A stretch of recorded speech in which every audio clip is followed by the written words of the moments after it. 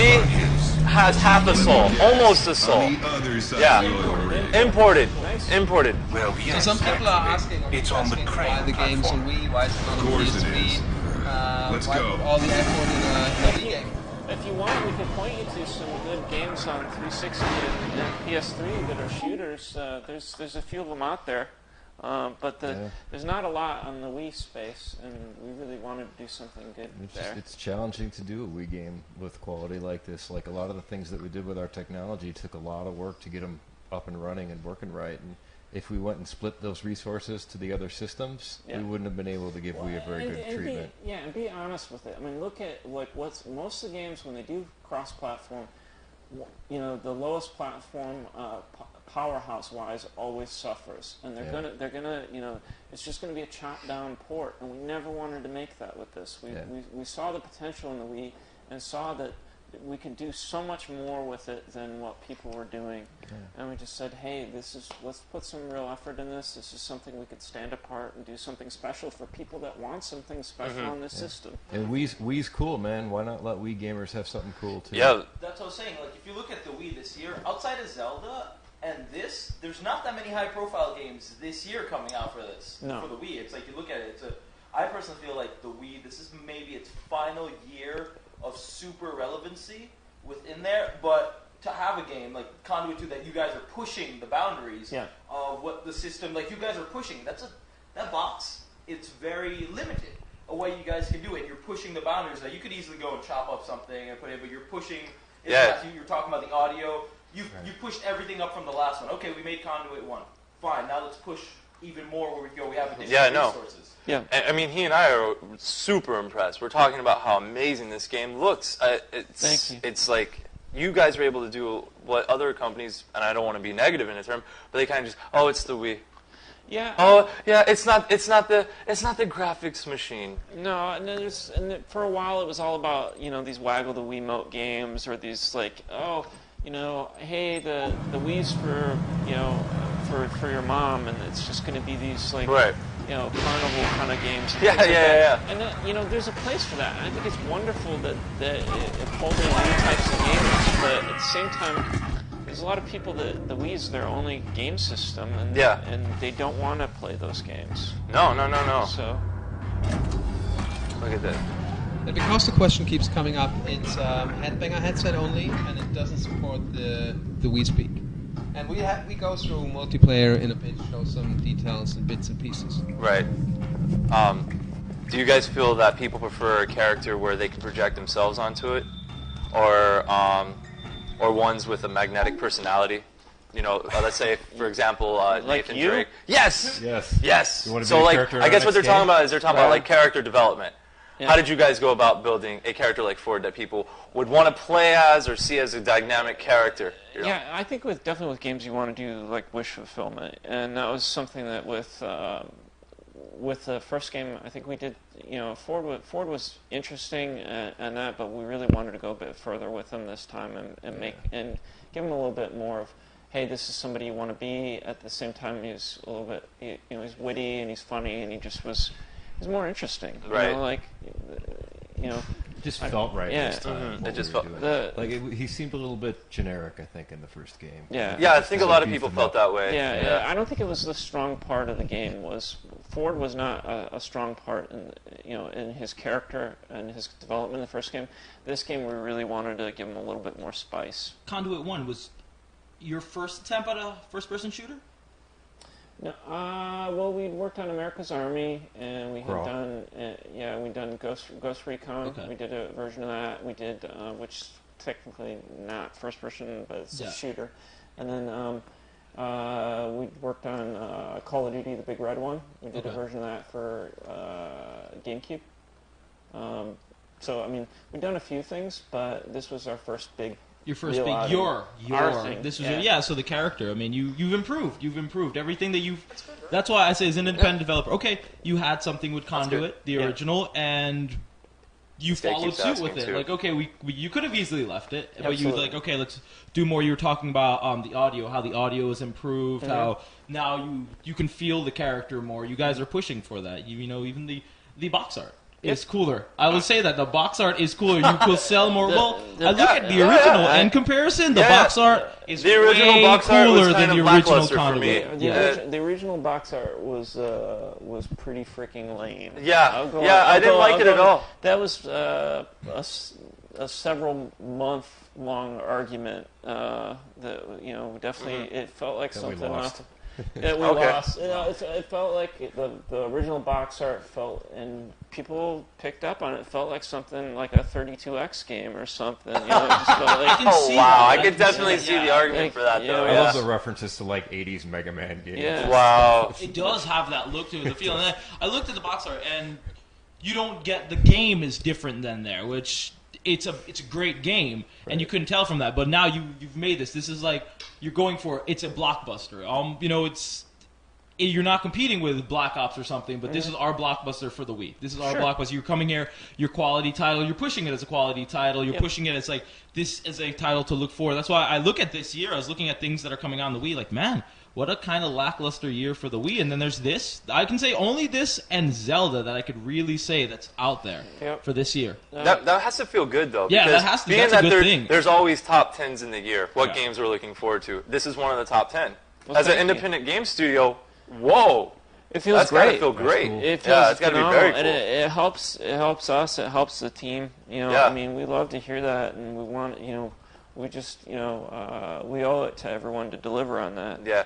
The are we in the crunch hours? Are we in the 80-hour weeks for you guys? Or is this the time? No. Well, it's soon. That's always the 80-hour weeks. Yeah. It's always the development. I mean, you guys but know. the hardcore push for development is eased up a little. Okay, all right. So you guys can start seeing your families and stuff a little bit more. When we're not on the road, we can Yeah, throw the box art. This is a good question. What is the biggest criticism you took from the first Conduit that you perfected on Conduit 2? Oh, that's a good one. The biggest criticism.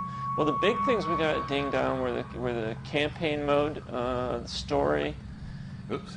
And that was dizzying to watch. That was awesome. I kind of like that, that though. Just spinning around. Definitely I think people felt the single-player campaign was a bit on the short side. It was a bit shallow. They felt like some of the design elements were unrealized, especially with the ASC. And I think those are valid criticisms. Okay, so I was about to say, like, when you hear those criticisms, you guys don't get upset, right? That's okay. Like, well, I mean, it's and if enough people are saying it, you know what? They're right. It's like if people are pointing out, if you get really upset about it, that doesn't serve us any good. It might sting a little if you know you could do better, but you just didn't have the time or resources, or you knew that things just didn't work out because you were focusing on energies on other places. It can sting because you go, "Ooh, I know I could have done that better." It's no different than if you know you could do better on a test, or if when you're playing a game, if you knew you could do better, for us, it fuels us to want to do better in the future. And I think we did address those things. And the story thing, I know I kind of gave a jokey answer before, but the truth is, we pulled in some really, really talented external writers, Matt Forbeck, who's a novelist, and Jason Blair, who worked on Prey, and he's done a bunch of first-person shooter stuff. He came in and he helped us out with a lot of our story writing. I feel like our story's a lot better. I think our design is a lot better. Our levels are better designed. They're not quite as linear. They're not as the things that are in there. They feel better. Right. And our team is better. Our team's way better. These guys know this property. They know the engine. Yes, while you guys are talking. Yeah. I mean, they're the ones that made the game ultimately in the end. So. Yeah. Do you have the? Well, I think that's there's a plug. Yeah. The first thing you notice, like I remember when Holmes played this, when you guys brought it by last time. First thing you notice when you pop in here, game looks better. Yeah. And then you play it like, okay. So if anything, if the people if what they can ask of you, you made a better game. You took your title to the next level, and that's all you can ask of yourself. It's like we're not going to try to just repackage it again. We want to make it a new thing. That's what you guys put forward. Like I think even watching it now, you compare it to the original. It's a better game. It's a better game, and that's win for you guys. I think part of that too, though, the secret to that is thank you so much for saying that. And for us, it's like we could do better next time. And that's always got to be the mentality, I think. It's like, we made it, we did the best we could on the first game. For the sequel, you know what?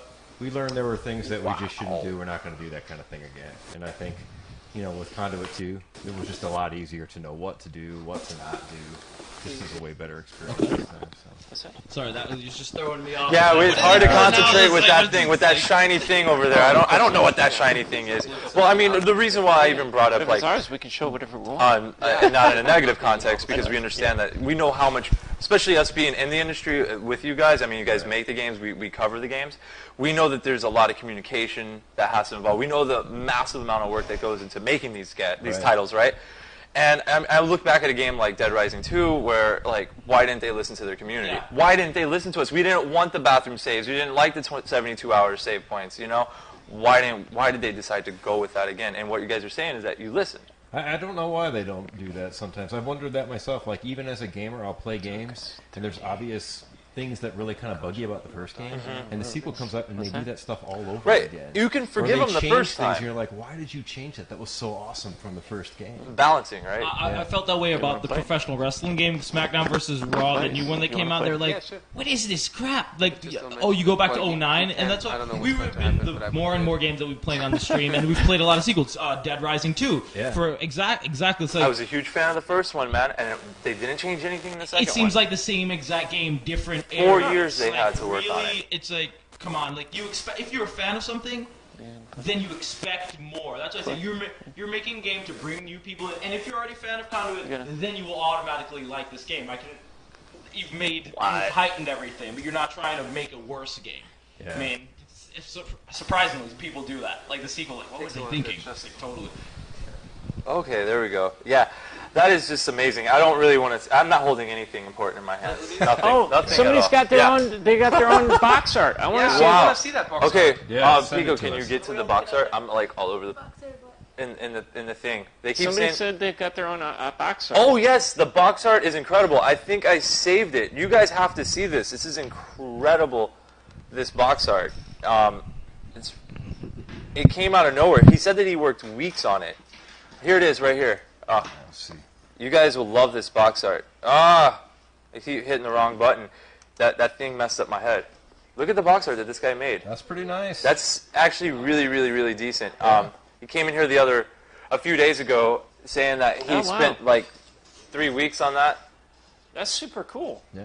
I like it. It's kind of like it's like the next level of our limited edition. Yeah, one. a little bit extra in there. I think it's kind of cool. A little more symbology. What's the text read? Because that reads something. Yeah. I don't know. I don't know. I saved it knowing that you guys would be here. Can we show it off?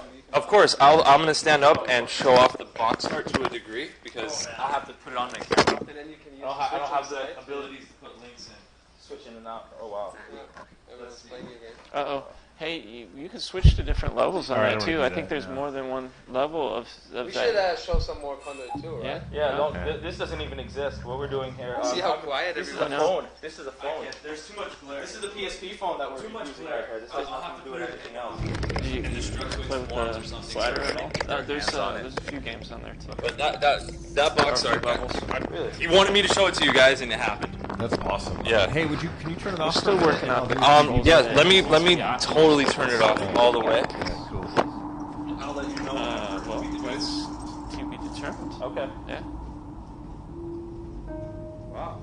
Yeah, I don't determine when our products come out. We just make them. We just make them.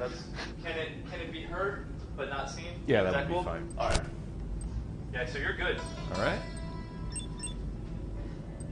He's switching around to show some other stuff. Oh, damn.